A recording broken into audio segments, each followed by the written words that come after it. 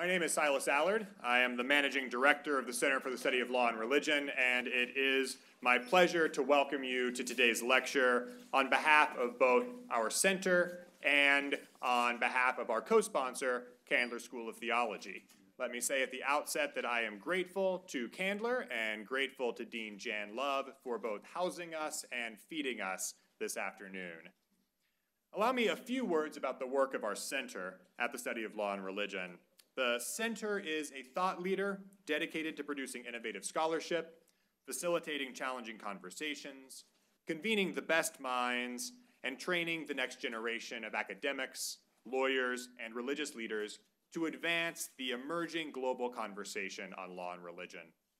We are proud to have led this field of study for over 35 years through path-breaking research projects that have produced over 350 manuscripts and journal symposia, our 3-book series with leading academic publishers, the preeminent journal in the field, the Journal of Law and Religion, 6 graduate degree programs, including joint degree programs with Candler School of Theology, and a dozen university courses across the campus.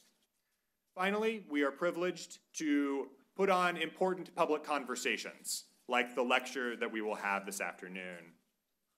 I encourage you to learn more about the center through our website, and you can also follow our work on Facebook and Twitter. This afternoon's lecture is the third of 4 lectures in our 2019 Harold J. Berman Forum in Law and Religion. The series will conclude tomorrow with a final lecture in Toll Auditorium of Emory Law School by Mona Siddiqui, Professor of Islamic and Interreligious Studies at the University of Edinburgh, on Doing God in Europe, the Limits of Law and Pluralism. The theme that unites the lectures in this forum is pursuing the common good, constitutional values, human diversity, and the challenge of pluralism. The idea of a forum harkens back to the city markets of ancient Rome, which served also as spaces of political and social exchange, as sites of exchanges between members of the community about the good of the community, or the common good. With the distance of 2,000 years, it can be easy to romanticize the ancient forum, to gloss the real challenges of diversity. Yesterday, in the second lecture of our series, Professor Stanley Fish reminded us of the contingency, perhaps the impossibility, of an idea like the common good. If we recognize that our Grundnorms, the philosophical or religious foundations from which we proceed, can be irreconcilable, perhaps, Professor Fish suggested, we should embrace that conflict rather than seeking to resolve it, and set our sights on the task of what Professor Paul Horwitz, in a conversation late last afternoon, described as muddling through. But the idea of the common good is not only challenged by the real possibility of philosophical irreconcilables. The common good is also haunted by specters of social exclusion and oppression. The forum has long been a gated community, requiring codes contingent on race, religion, gender, sexual orientation, wealth, and other factors to gain access. And even where those gates have been removed formally in the law, we know that they remain deeply embedded in social codes, institutional structures, and individual biases. So what does it mean to have a common good while we continue to struggle with an open commons and a co-created understanding of the good? In answering those questions, we are blessed to be here in Atlanta, one of the epicenters of African American intellectual and cultural leadership, a home to artists, political leaders, religious leaders, and scholars who have pushed and pushed and pushed against the narrow understanding of the common good in the United States, which has long privileged whiteness. And we are blessed today to welcome home a native son of Atlanta, the Reverend Dr. Jonathan L. Walton, whose scholarly and pastoral work follows in this great lineage of our city. A graduate of Atlanta's Morehouse College with his Master of Divinity from Princeton Theological Seminary and a PhD in Religion and Society from Princeton University, Professor Walton is the Plummer Professor of Christian Morals and Pusey Minister in the Memorial Church at Harvard University, where he also holds a professorship in Religion and Society at Harvard Divinity School. On the occasion of his installment as Pusey Minister, one of the most influential academic pastorships in the country, the New York Times published a story on the new post-civil rights generation of Black church leadership, a story that opened by drawing not so subtle parallels to another great Reverend Doctor from Atlanta. As a scholar, Professor Walton studies the impact of religion on media and political culture, what we might call the commons, in works such as his first book, Watch This, The Ethics and Aesthetics of Black Televangelism. As a scholar pastor, Dr. Walton is offering new prophetic hermeneutics for our day, including in his most recent book, A Lens of Love, Reading the Bible in its World for Our World, an interpretive exploration of the Bible from the perspective of the most vulnerable and violated characters in Scripture. So as we continue to explore the meaning of the common good and the scope of what the commons looks like by which we determine what that good is, it is a great pleasure to welcome someone who is exploring and prophesying on how to do the common good better. It is a pleasure and honor to welcome Professor Jonathan Walton to the lectern to offer us a good word.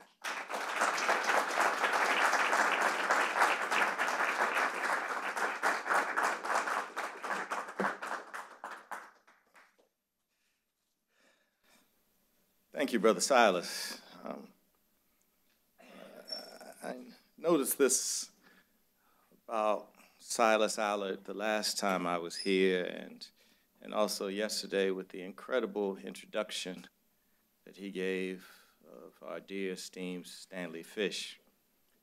I mean, he is just such a beautifully profound, deep, eloquent brother, and so generous in his descriptions that when he's introducing you, you just want to find the closest exit and leave. Because you just feel that it's all downhill after that. Thank you so much for your generosity and your kindness. To Professor John Whitty in the Center of Law and Religion, and to my fellow colleagues that are here with me this week, to Dean Jan Love, Candler School of Theology, and to, I'm in Atlanta, let me just say this, to all y'all. To all y'all here. I just can't even start naming names as I look around the room, Sister Nicole. I just can't start naming names of all of the people who have meant so much to my life, to my professional development, to me as a scholar, as a human being, as a husband, as a son, as a friend, as a teacher. I can look all around this room, and there are stories upon stories upon stories. And that is really interesting. I mean, that I'm sitting here thinking about being here on this campus at Emory, recognizing and having closer relationships here in this room than I do on my own campus at Harvard. That says something special about the people that constitute this community. So to all of you here, thank you, thank you, thank you, Nicole, thank you, Angelette, thank you, Professor Helen Kim, and my dear nephew, Gregory Ellison, all of you here. And to the amazing students that are here. I see so many students from Candler School of Theology, as well as from from Emory Law School that are here. Thank you for being here today. Raise your hand if you're a student. Wonderful, wonderful. Freedom for what? Freedom for what? There are plenty of seats up here, by the way, for those of you who are sitting in the back. There are plenty of seats. Y'all come on and make your way up.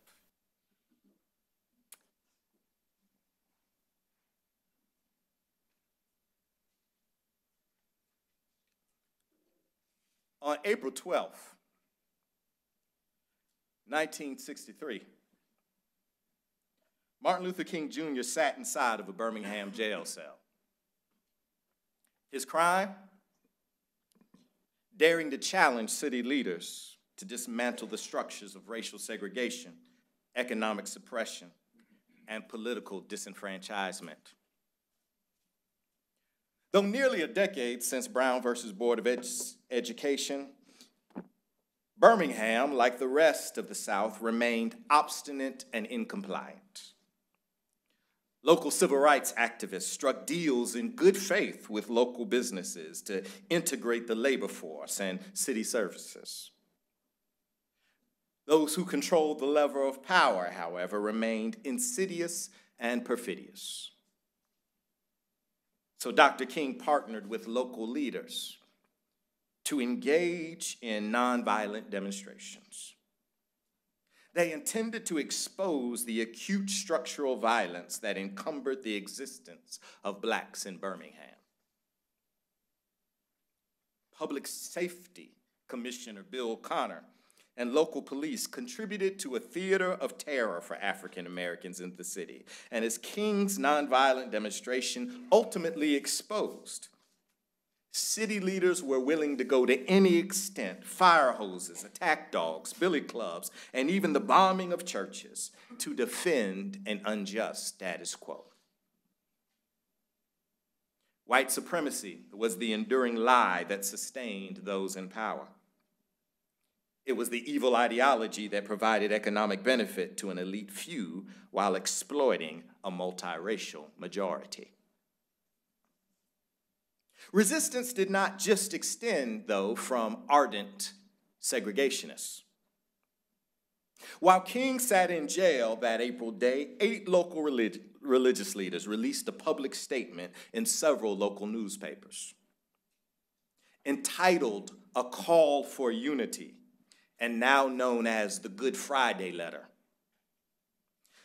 These prominent ministers and rabbi were well respected as voices of moderation in Birmingham.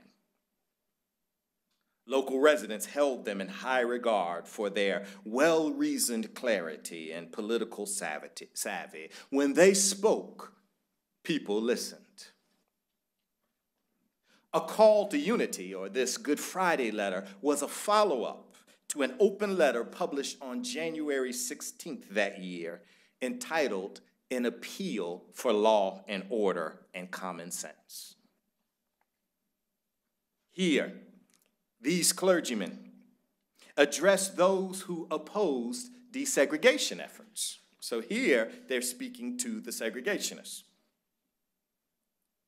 It is clear that a series of court decisions will soon bring about desegregation of certain schools and colleges in Alabama. Many sincere people oppose this change and are deeply troubled by it. As Southerners, we understand this. We nevertheless feel that defiance is neither the right answer nor the solution, and we feel that inflammatory and rebellious statements can lead only to violence, discord, confusion, and the disgrace of our beloved state, end quote. Then the clergymen go on to offer 7 principles to, quote unquote, our people. The first: hatred and violence have no sanction in our religious and political traditions. That there may be disagreement concerning laws and social change without advocating defiance, anarchy, and subversion. Laws may be tested in courts and changed by legislators, but not ignored by the whims of individuals. Constitutions may be amended, judges impeached by proper action, but our American way of life depends on the obedience to the decision of the courts.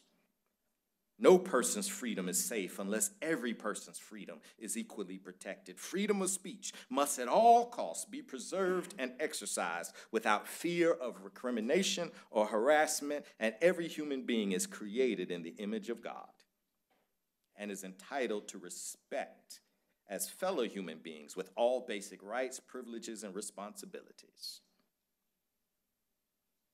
This is the January letter. speaking to those who would uphold the system of segregation and defy the Brown versus Board of Education decision. The April letter, however, strikes a much different tone. These same clergymen direct their energy toward King and nonviolent protesters.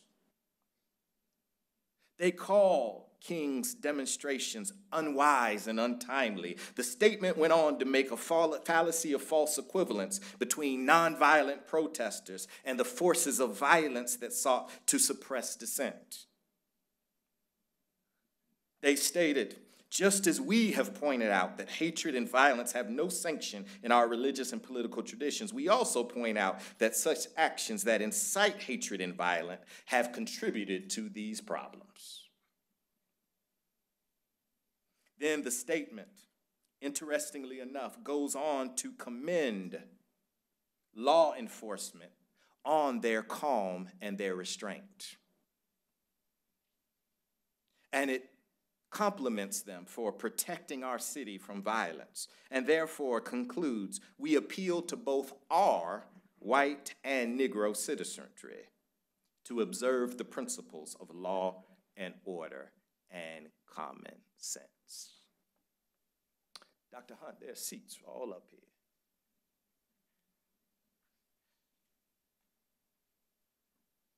Do y'all know Alice Hunt, the executive director of the American Academy of Religion?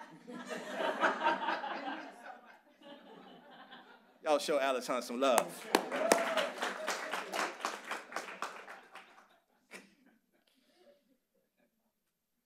The Atlantic originally published King's response under the title, "The Negro is Your Brother," but it's best known today as the letter from the Birmingham jail. Interestingly enough, however, the arguments made by the 8 white religious professionals were not original to Martin Luther King Jr., nor were those arguments that were set forth in both letters unique to quote-unquote white moderates, even as these are the ones to whom King addresses his letter. But to the contrary, King had already been wrestling with many of the critiques that were found in the Good Friday letter. He had already been wrestling with and compiling responses to these critiques, because they were found in the sermons, the public statements, and the press releases of the National Baptist Convention, U.S.A. Incorporated. The National Baptist Convention, organized in 1895 and soon thereafter, grew to the largest denomination of African American Christians in the nation. Though a loosely affiliated network of independent congregations, strongly centralized affiliates, such as the Women's Convention founded in 1900, contributed to an influential presence in multiple spheres of Black life. As historian Evelyn Brooks Higginbotham describes the National Baptist Convention, it served as a Black counterpublic in the Habermasian sense. The NBC's educational initiatives, their publishing houses, and other social programs constituted an alternative realm of self-determination for African Americans who were otherwise excluded from full civic participation due to America's system of racial apartheid.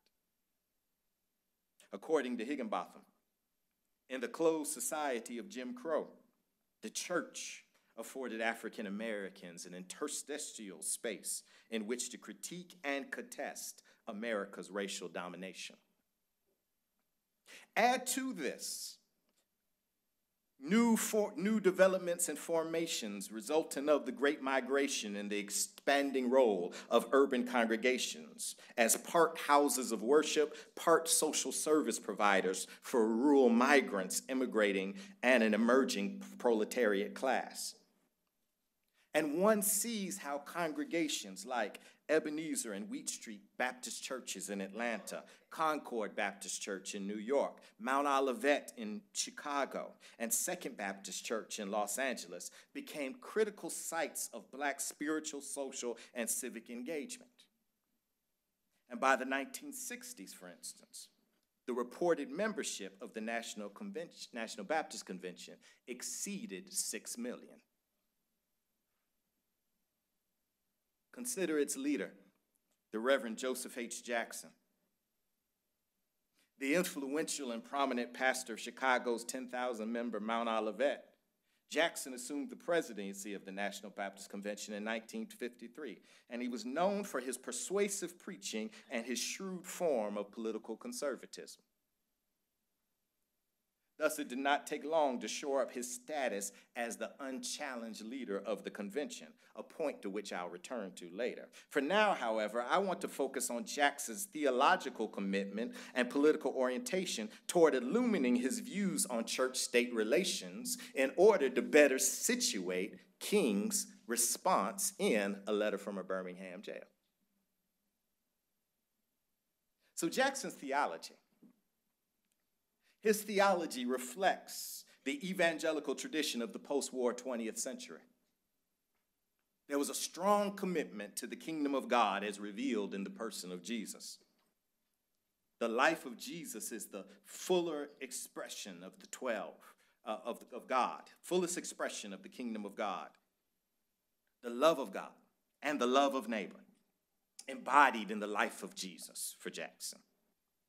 And this view of Jesus is the model and moral standard of the Christian life. And such an otherwise optimistic view of God's progressive handiwork in history, though, was ultimately tempered by the reality of sin and evil. It's the responsibility of America's constitutional government, then, to establish and execute the terms of civic authority. Thus, there's these two dominant spheres of society for Jackson, religion and the state. The two are distinct, and one should never interfere with the other. And in assessing Jackson's public speeches, his convention proclamations, and publications, it seems two reasons emerge that underscore his strong theological bifurcation between the church and the state, that caused him to come out against civil rights protests so strongly. The first has to do with Jackson's abiding faith in the United States constitutional government.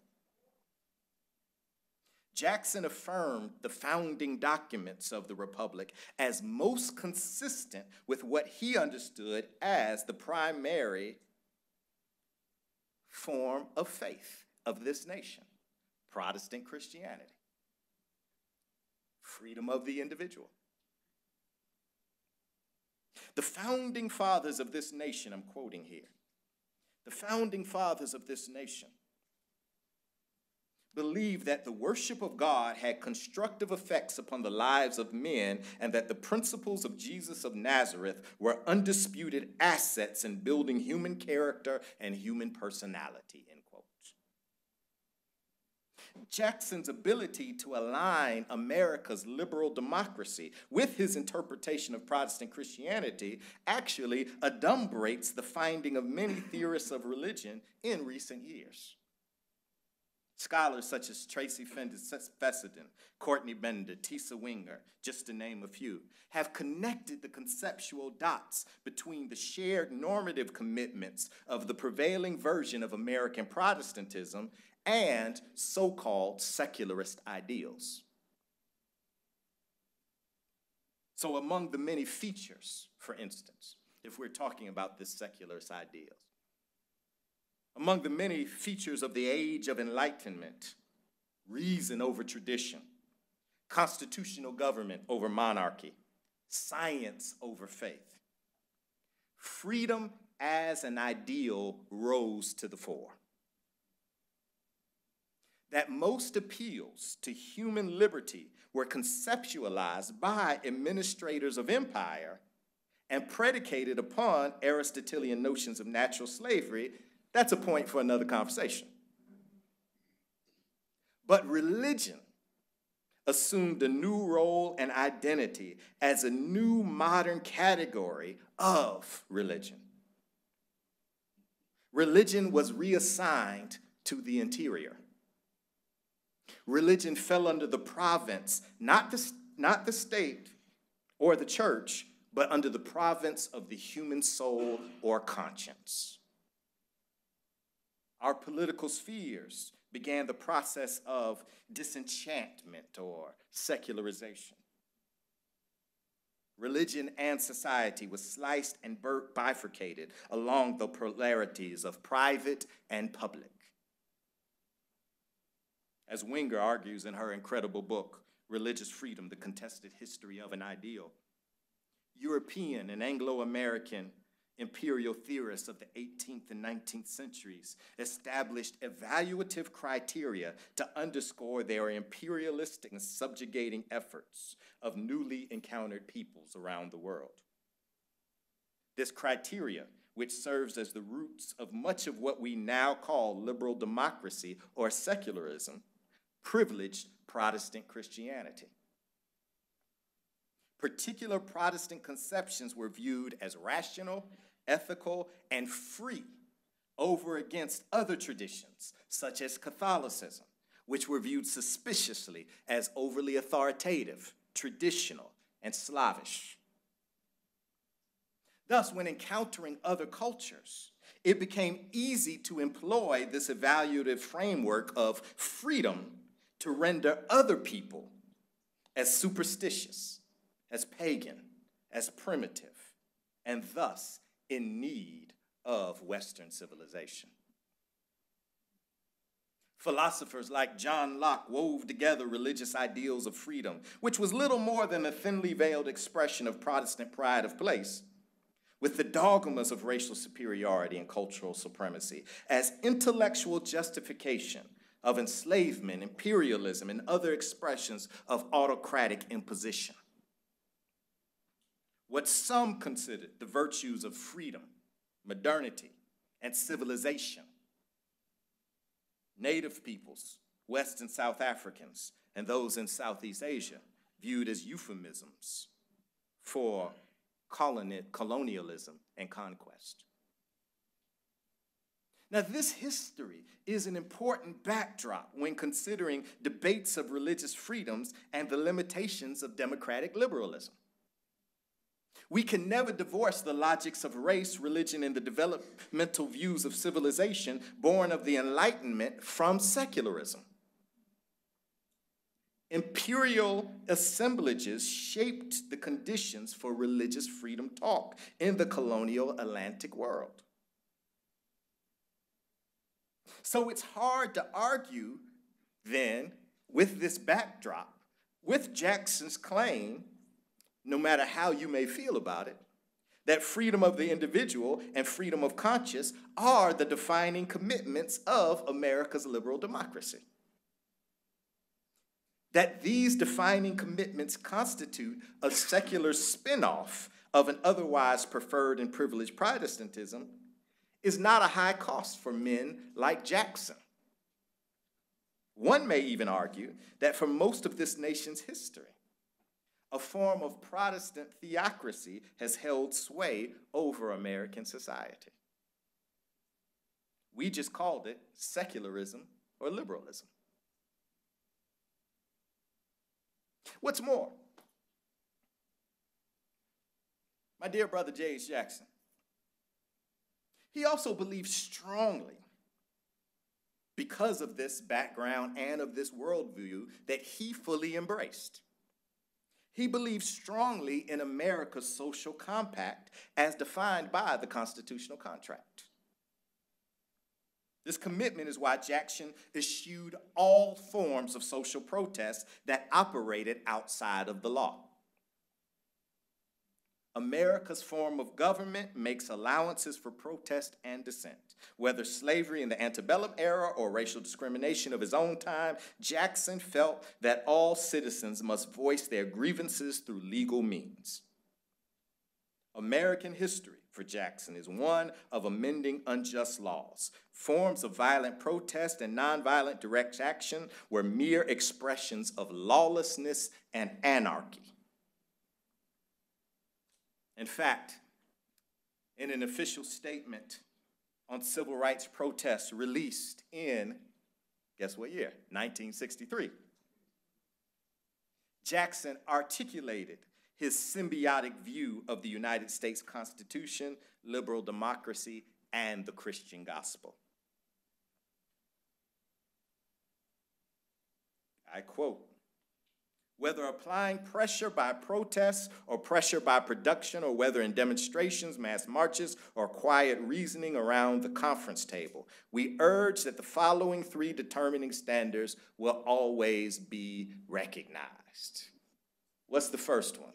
Somebody read the first one.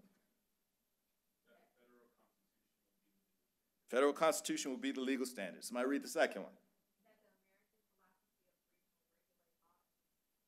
All right, somebody read the third one. That the Spirit of Christ will be accepted as the ultimate standard of moral and spiritual aspiration. So think about his views on civil disobedience, for instance. Jackson articulated his most mature case against civil disobedience in his 1967 publication, Unholy Shadows and Freedom's Holy Light.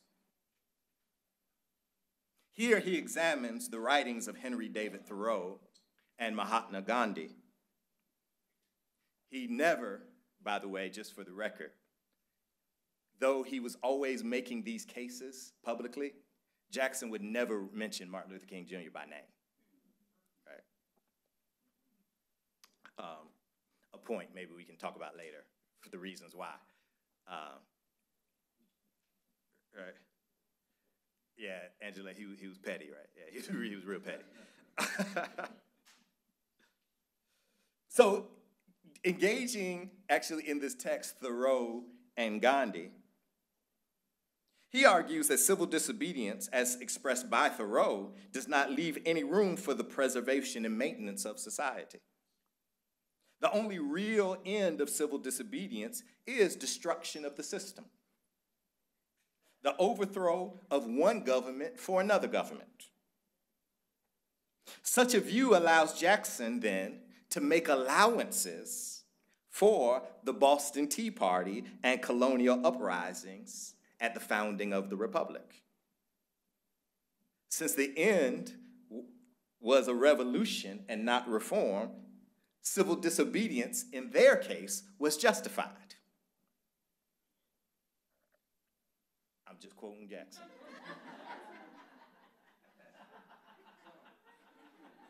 Quoting Jackson. But for those in the American context who opt for civil disobedience and thus refuse to litigate injustice through the judiciary, exercise their right to vote, and appeal to Congress to amend and revise the Constitution, they are then guilty of treason. In Unholy Shadows, Jackson opines. Go ahead and read that for me, brother. Yep. There's a very thin line between civil disobedience and lawlessness, law-breaking, and finally acts of crime. Every loyal American pledges his allegiance to the ideals, principles, and laws of this republic. By that act, have committed themselves not only to obey the laws of the land, but to follow the American method of correcting practices of changing unjust laws wherever they exist. This latter is done through due process. Courts of the land through amendments and revisions, even the writing of new laws to take the place of the old, if such is needed. Beautiful. Thank you, my dear professor. And thank you for what you're doing here with Black Church Study Program. There's only one area where Jackson felt individuals would have the right to protest the government, and that's in the matter of individual conscience. He felt strongly, though, that the American Constitution is silent on all matters of the individual conscience, citing the Free Exercise Clause and the Establishment Clause of the Constitution. While the government makes no attempt to define, determine, or explain the existence of the nature of the creator in the human creature, the United States government, in his words, does not sit in judgment on any form of religion. Neither does it concern itself about making laws regulating or even regarding an establishment of religion, end quote. And of course, we have to put that very view in the context of the history that I just provided. One might argue that it doesn't have to establish anything.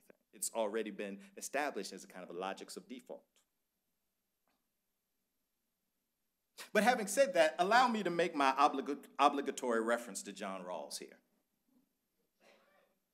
Though, of course, the philosopher John Rawls would never take his conclusions concerning civil disobedience and political dissent as far as Jackson, I do want to highlight some points of commonality. Jackson, like later Rawls, in political liberalism, expects citizens to enter a social contract. There's a presumed overlapping consensus for Jackson that privileges fair social cooperation based on a feigned veil of ignorance. Feigned veil of ignorance, particularly regarding religious identity, the quote that I just read for you. Yet excluding knowledge of comprehensive theological or philosophical commitments for Jackson seems to beg the question in favor of his own Protestant commitments. Protestant commitments that are remixed with a secular beat, prioritizing freedom of the individual, personal conscience, and hence a view of this conception of the right over competing notions of the good. For Rawls, public reason requires being able to accept a common basis for reason that others could not reasonably reject. It holds up reasonableness as a contractarian project of which reasonable people commit. Jackson has no problem meeting the standard of reasonability in proffering religious reasons in the public square because his normative commitments are so tightly and unapologetically aligned. Again, recall Jackson's 3 standards of protest. That the federal Constitution will be the legal standard, that the American philosophy of freedom will regulate all actions, efforts and actions, and that the spirit of Christ will be accepted as the ultimate standard of moral and spiritual aspirations. So now, if Jackson's first reason for affirming this kind of church-state bifurcation while vigorously defending both was inherently theological and philosophical, the second reason appears more political and practical. Recall, I cited Higginbotham's description of the National Baptist Convention as a counterpublic. Due to the logic of racial injustice that barred blacks from full participation in all spheres of society, education, politics, media, business, and entertainment, organizations like the NBC came to constitute what sociologist E. Franklin Frazier famously described as a nation within a nation. The convention was an alternative social sphere of relative black freedom and presumed black self-determination. Though many African Americans, including Frazier and Martin Luther King Jr., viewed such counterpublics as necessary responses to otherwise unfortunate, unjust, and inherently unequal realities, Jackson maintained a more sanguine outlook. Consider his distinction between racial prejudice and racial preference. The former is evil, while the latter for Jackson is natural and inevitable. Moreover, racial preference is a private matter that only contradicts the Constitution when the otherwise private realm seeks influence over the state. Legal segregation would be an example of racial preference devolving into racial prejudice. However, as long as it remains in the private realm, racial preference does not threaten democracy. This is why Jackson believed mass demonstrations like those of King and the SCLC headed up in Birmingham were both immoral and impractical. They were immoral insofar as they risked law and order, point we already made. They were impractical because their ultimate end sought to compel those who held racial preferences to congregate and assemble with those who they did not incline. And from Jackson's perspective, no law can transform the individual heart, nor should any law violate the fundamental God-given principle of human freedom. So African Americans ought not to desire to assemble with those who were not inclined. It would be better, in Jackson's view, for African Americans to spend their time, their energy, and their material resources developing Black communities and strengthening this, what we're calling, Black counter public sphere. Now, to be sure, based on Jackson's autocratic leadership style, it is possible that he saw this as a viable strategy of shoring up control of the National Baptist Convention in general and his role as HNIC in particular. But such a cynical view is not particularly necessary. It could be that Jackson's theological commitment to love one's neighbor as oneself involves healthy levels of racial preference, racial pride, racial respect, and African American self-determination. Based on these principles, it should be easy for us to see how Jackson's views squarely aligned with the white moderates in Birmingham. That's where I'm coming back to now. Has everybody followed my logic now? Okay, you with me? Beautiful. Remember the 7 tenets of their appeal to law and order.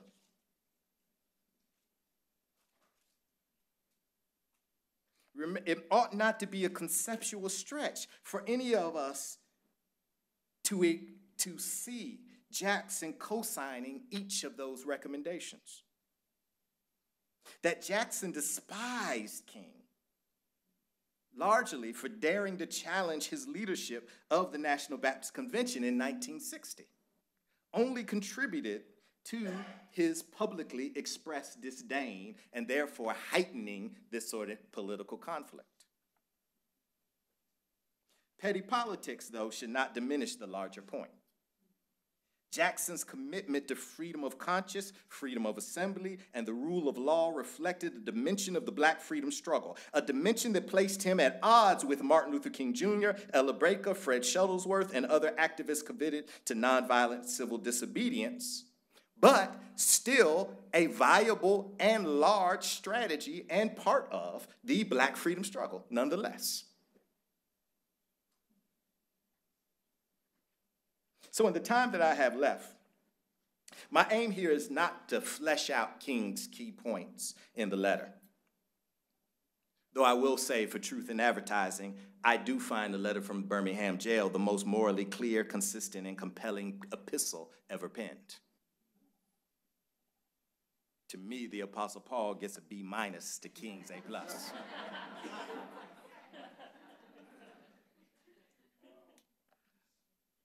But rather, I have 2 corollary aims based on how I interpret the current climate of religious freedom debates today.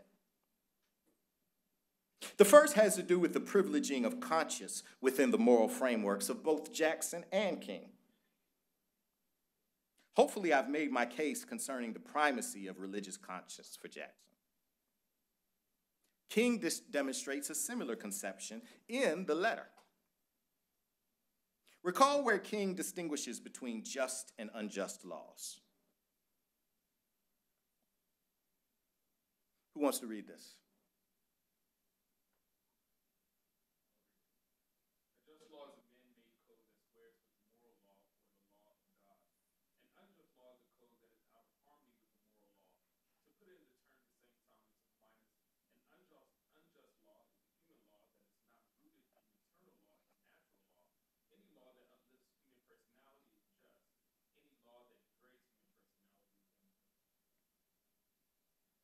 But what I want you to think about is what happens when the language of personal consciousness, as is the case with Jackson, or human personality even, as is the case with King, what happens when that language becomes a governance project?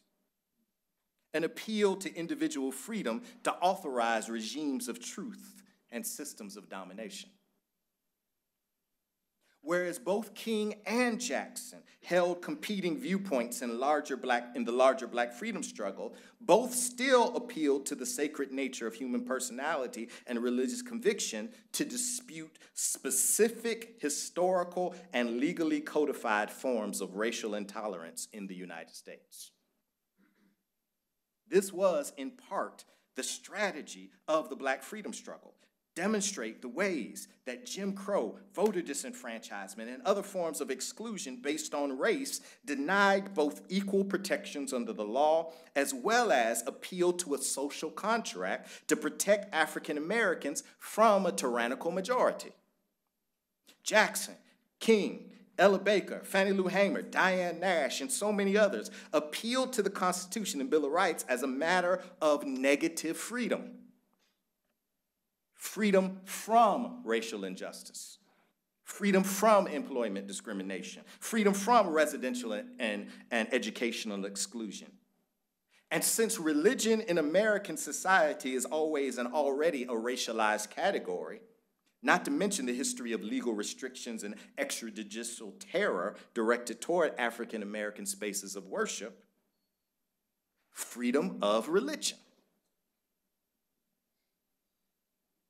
But I fear this tradition of religious activism and appeals to moral conscience are just as readily deployed today to justify the very discriminatory behaviors that the black freedom struggle sought to reject. Freedom to deprive individuals of equal protections under the law based upon religion, sexuality, and other markers of identity. Here, I'm not only referencing denials of same-sex couples to wedding cakes, but even Christian foster care program in South Carolina that turned away potential foster parents on the account that they were Jewish, as well as many other cases that I know several of our students at the law school know much better than I do. It appears the euphemistically named Religious Freedom Restoration Acts seeks to restore the sort of protections for the majority that the Free Exercise Clause might otherwise protect among minoritized communities. Even here, however, I feel that King's approach to the black freedom struggle might still prove instructive and helpful for us. And the resources are found in the letter from Birmingham jail. So here, we quoted King's appeal to a higher moral law based upon the uplift or denigration of human personality. If King left it here, I would find his appeal to individual conscience and moral freedom wanting. Yet he moves on to make the case against racial segregation based on the terms of his interlocutors. All segregation statutes. Here. Who wants to read this one? Somebody. Yes, please. All segregation statutes are unjust because segregation distorts the soul and damages the personality. It gives the segregator a false sense of superiority and the segregated a false sense of inferiority. Segregation, to use the terminology of the philosopher Martin Buber, substitutes an analytic relationship for I, God relationship.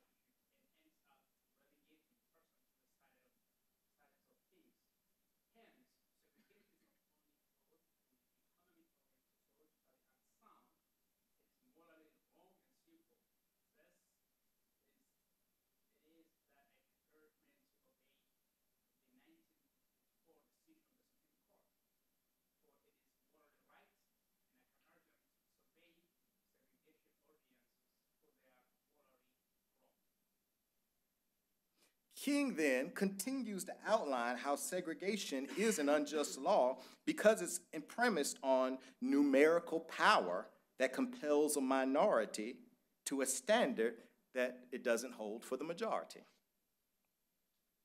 I see King here as engaging in the form of imminent criticism against segregation that philosopher Jeffrey Stout recommends as a way of overcoming debates of competing individual conscience. This allows someone like Jackson or King to bring all of their moral, theological, and political reasons to the discursive table, yet still engage the matter at hand in an open debate. Personal conscience should not then be a conversation stopper. Personal conscience should only be the beginning of further democratic deliberation. For instance, King's deep theological reservoir, right, as Professor Whitty was talking about last night in our conversation, it impelled him to affirm the human dignity of all, regardless of race, class, or even religion. It was his theological commitments that caused him to affirm those in others. Not that he agreed with every position. He clearly did not. But King demonstrated a willingness to consider ideas on their own merits. What Professor Fish told us last night might be his definition of the opposite of intolerance, a willingness to consider. This is what makes King's intellectual contributions particularly viable for the field of political theory, even for those who do not hold King's theological commitments. His mature moral framework is transferable and intelligible to all dedicated to promoting policies and political theories that advance the well-being of, I say this unapologetically, the most vulnerable among us. Think about his own evangelical roots. Like Jackson, King was a product of the Afro-Protestant tradition with its emphasis on the sovereignty of God and the radical equality of humanity. All are made in the imago Dei. For King, this had clear political consequences. In principle, this notion of the parenthood of God and siblinghood of humanity rejects any worldview or social structure that privileges any one group of individuals over another. Racism at the interpersonal level and segregation or discrimination at the social level were equal sins. King believed that transformation of the individual and structural change must take place concurrently. There is not this kind of division between the individual and the state, preference versus discrimination, changing hearts versus changing laws. He didn't make those kind of distinctions. As a matter of fact, in one of King's famous lines, and probably speaking directly to J.H. Jackson, as well as Billy Graham and others, in this kind of, well, laws can't change the individual heart, right? King is famously noted for saying that an anti-lynching law may not make the white supremacists love me, but at least it'll keep them from lynching me. And so conversion of the heart, divorced from a challenge to unjust structures, was meaningless and immoral. This is why King had little tolerance for Christian preachers who called for immediate personal conversion from sin, yet, like Jackson or the clergymen in Birmingham, yelled wait when it came to desegregation efforts in southern cities. This is where he parted with Jackson. Forcing a particular group to adhere to burdens of injustice from which the majority is exempt diminishes human personality. So one has to wonder if this is where the Religious Freedom Restoration Act is taking us.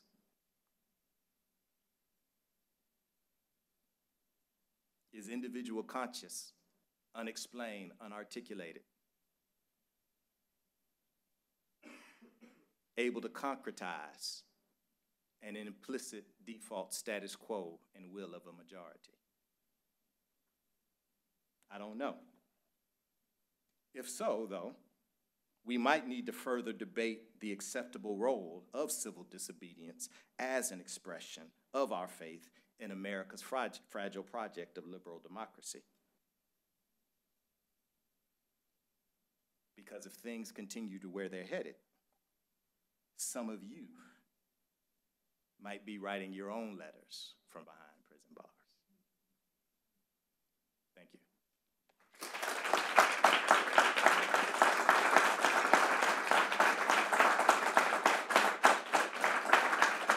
So to repeat the question, if I'm calling for a robust engagement across the private public, will there be, or is there, what kind of critical examination would there have to be upon, right? Prior to starting out, yeah. Thank you. Great question. I actually don't know if I'm calling for a kind of eradication across the public-private, as much as I'm saying that it seems to me that's where we're headed. Right? That's where we've been historically for a particular privileged group in American society, right? That's what the kind of privilege of Protestantism that was able to obscure and deny it, right? As you know, I used to hear saying growing up, you know, the greatest trick of the devil is to make you think he doesn't exist, right? And so it's this kind of, you know, obscuring the reality of a privileged space in the public sphere for Protestant Christians, right? That I think that we've had. I think that now it seems that we're moving to where individual conscience is beginning to have this kind of authoritative power, right? And that's my fear. And I think that then we just have to own it, right? And so it's not that I'm necessarily calling for that as much as how do we respond to that? And I think that it's a robust engagement, literally on case-by-case bases. And in terms of the deep kind of self-criticism of, say, prophetic traditions, I absolutely think that that is the case, not just before entering into one particular project, but I think all projects, right? And because I think that because the way that we understand, and I understand at least injustice as a many-headed hydra, if you cut it off at one place, right, it'll grow back in another way. Right? Or I'm also very Nibirian in terms of Reinhold as it relates to special privileges make all men dishonest, right? And so it's this kind of scathing, you know, scathing might not be the right word, right? But it is a kind of a robust, rich engagement and critical analysis of the self, right? That is always the case because injustice is sliding, right? And so yes, yeah, thank you. Daryl Trimew, former editor in the Journal of Law and Religion and interim director here at Black Church Studies. My question is regarding the notion of the common good in comparison to King's notion of the beloved community. King was able to speak in the public square, even though he spoke he spoke confessionally on one level without the imposition of his religious beliefs on others. How does this new push towards some sort of protection for religious freedom protect really the First Amendment right to have no freedom of all? And how does it reconceptualize the notion of the common good with the beloved community? Mm-hmm. Is the beloved community a different expression of the common good? And in so, why do we need more protection of religious freedom? Mm-hmm. Mm-hmm.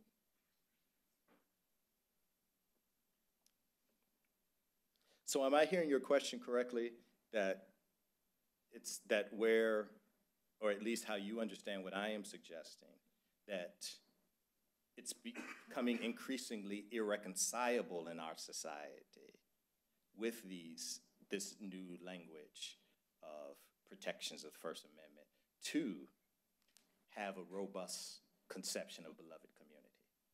No. Okay, that's what, I want to. I don't really understand the arguments for the new push for protections for religious freedom. Okay. As far as I can tell, aside from the conquest of this land and the destruction of First Nations, the people who were not destroyed in that process, they even have freedom to worship freely on their reservations. So I don't get this push for new religious, particularly for individuals in terms of their conscience. Mm-hmm. And I guess I have to throw in the concept of erroneous conscience. Mm-hmm. Because, the notion of white supremacy is an expression of erroneous conscience. Mm-hmm. Mm-hmm. Yeah, I think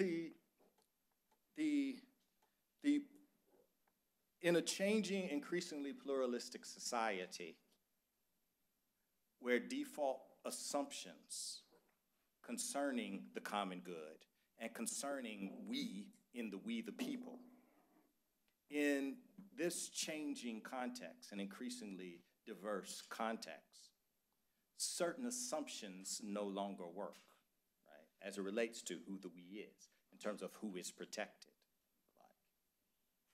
And so we have to be vigilant in terms of reframing what beloved community looks like. Because beloved community, whether we're looking at from Thurman's perspective or from King's perspective, right, is not just a post-war Judeo-Christian framework. It can't be in the 21st century American society. And so that is actually more in line with the kind of robust self-criticism that my dear brother Paul was talking about. I mean, I would put it with that we have to engage in this kind of robust self-criticism as it relates to who we are, right? Now, unfortunately, I think that these new protections, for me, represent a type of opting out of this sort of robust engagement as it relates to what we owe one another. Because then one is able to appeal to simply individual conscience without having to involve in the sort of rich democratic deliberation that I think places us in our best light as citizens. Yeah. And for the ways, and so we have to be careful, I'm suggesting we have to be careful because it might be easy for us, as some have done, to appeal to the Black freedom struggle and their use of conscience, their use of just and unjust laws, their use of human personality, to authorize a project that neither Jackson nor King were committed to.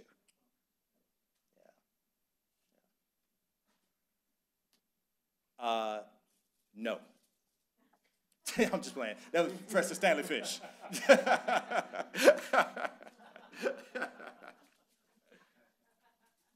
I thought that would have been a good move. You should have continued it.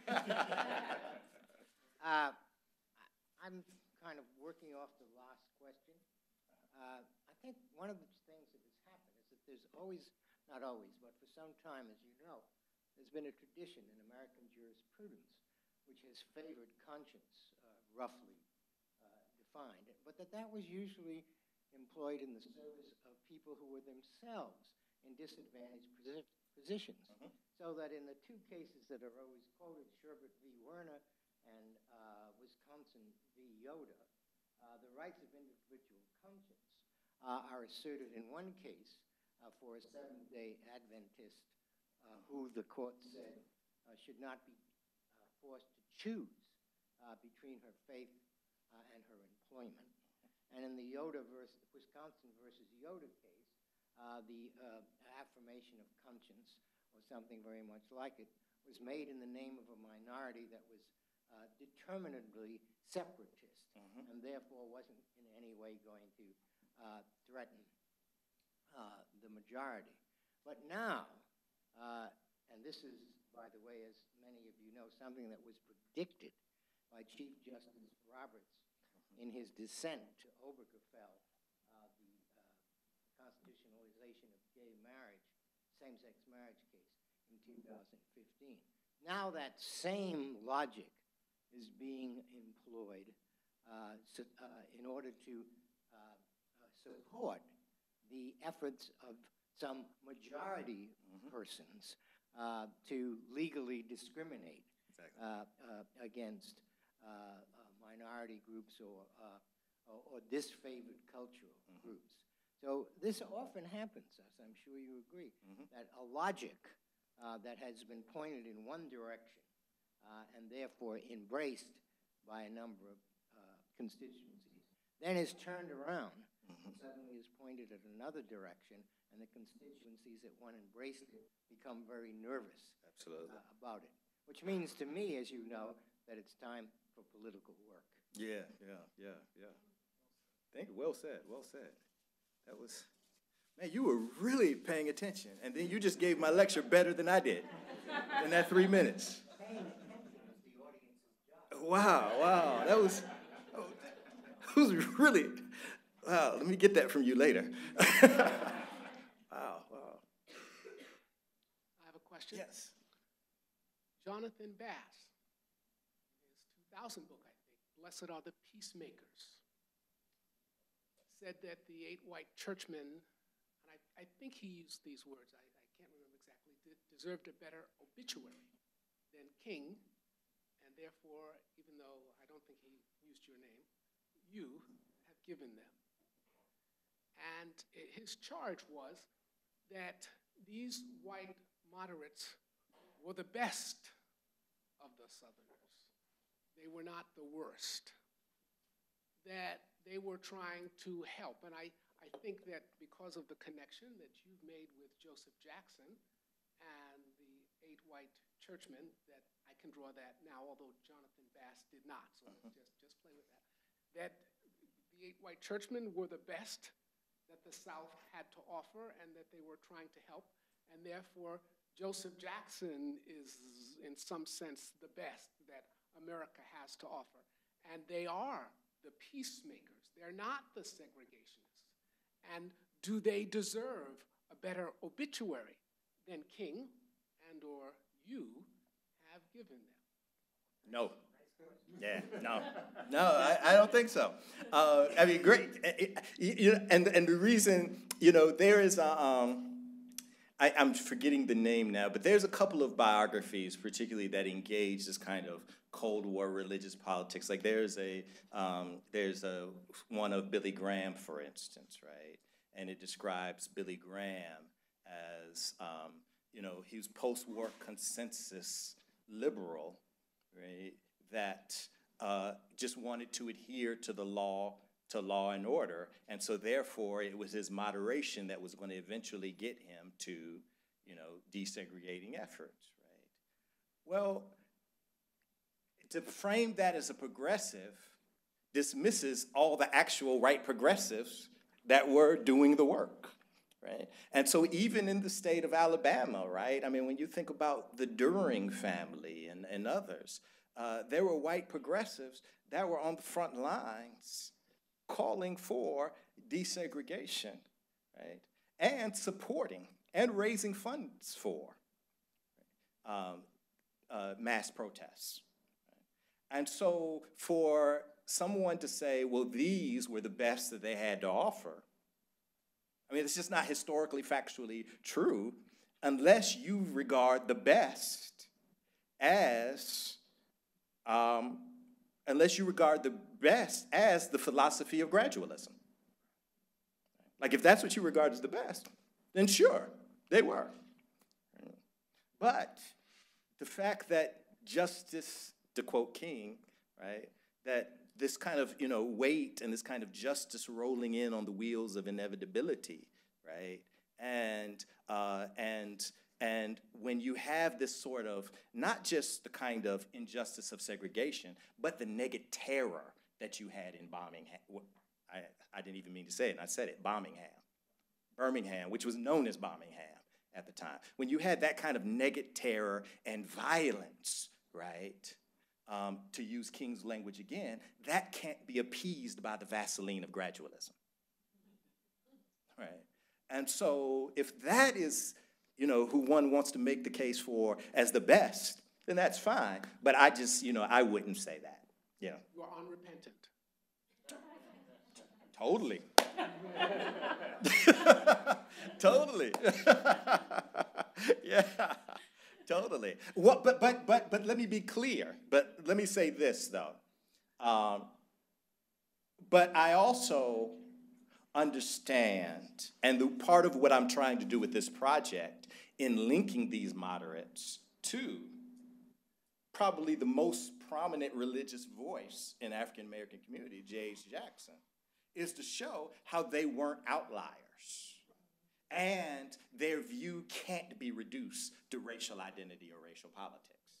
Not to say that it wasn't informed by certain forms of white privilege and benefits, but just like J.H. Jackson was informed by particular forms of class benefits and class privilege that afforded him the kind of, to be the head of this sort of power structure. And so he could talk about how it's okay for people to wait, but every time his flight landed, there were a fleet of limousines picking him up. Right?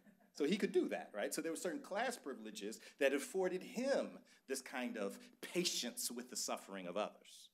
Right? And so I'm unrepentant as it relates to that view, but I am trying to say that that I do think that we have to show some levels of epistemic humility toward these historical figures, that it's otherwise easy to demonize, but they actually probably look a lot more like we do today than we want to think. Yeah. Thank you so Melinda much. Weeks, how you doing? I'm well. How are you? I'm better for having heard your lecture. So I'm interested in your last comment about today. I'm interested in the Black freedom struggle lineage of which these two figures have left to us. I'm interested in particular your pastoral and academic kind of public theology background as well as your media background. So the question is, because where do you see a similar, not necessarily in content, but in terms of a public theology conversation happening in the Black freedom struggle? Where do you see those kinds of debates? And I appreciate the fact that you said that it's not just petty. They come from their own kind of theological and philosophical resources, that they have these opinions. What catches your eye today as a similar kind of dialectical conversation or debate, but that is rooted in Black freedom struggle and or Black religious tradition? Oh, great question, Reverend Weeks. So, I mean, let's just take some of the contestation right around, say, like, Black Lives Matter movement, right? And millennials who are engaged in protest. They understand themselves as doing something that is distinct and unique from kind of church-based Black freedom struggle. Right? To their credit, that's how they understand themselves. Now, I would also say that many civil rights activists, particularly if we were to believe my dear brother at UPenn, trying to blank, Jesse Jackson Phenomenon. He wrote the Jesse Jackson Phenomenon at University of Pennsylvania. No. The political scientist wrote the Jesse Jackson Phenomenon. Yeah, Google it for me. Like if we were to believe him, right, in his book, The Jesse Jackson Phenomenon, only 12% of civil rights campaigns in the 1950s and 1960s were led by communities of faith, right? And so the kind of historiography that we've told that has largely folded student protest within African-American sacred spaces, right, may need some challenging, right? And so they may not be as unique and or different as we think that they are, the millennials that is. Right? Adolph Reed, of course, Adolph Reed, thank you. They may not be as unique, millennials may not be as unique as they think they are, right? But I definitely see that as a space, and what is one of the major points of contestation, right?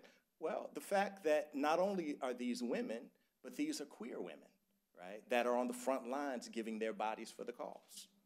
Has that always been the case? Yes, that's always been the case. Is it unapologetically the case now? Yes. Does that cause theological, conceptual fault lines for African American religious leaders and servants? It absolutely does, even for those who actually would say that it does not, right? Even for those who would profess certain progressive theological commitments, there's still not a cultural resonance. There just seems something right about black men, heterosexual appearing black men in three-piece suits at the front of the line, right? There's just something that's more comfortable, it seems, for African-American clergy.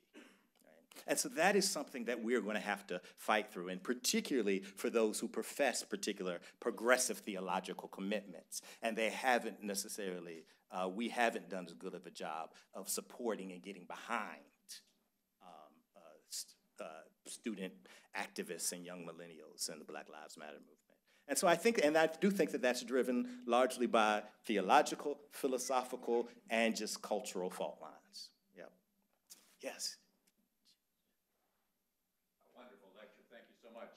Two questions. One is the colloquy you just had with Major Coleman, our student and colleague, about the other way of diagnosing the difference of assessment of Jackson and King. One, of course, is based on gradualism versus radical protest, and others based on class versus other things. But could it also turn on competing theologies of obedience, which are rooted in the Baptist and Anabaptist traditions, turn the other cheek, be a martyr for the cause, be Christ-like in one's sacrifice, as opposed to being militant, being revolutionary, moving forward. And there are streaks of that in 16th through 20th century Protestantism, especially the Anabaptist and Baptist traditions, and query whether Jackson's hooking onto one wagon and King and all are hooking onto another. The other question I have, different from this, is we have kind of heard the indictment of religious freedom as a 21st century misuse of what had perhaps been a useful understanding of freedom of conscience and religious freedom in that 20th century. But religious freedom is not just individual religious freedom, it's also corporate religious freedom.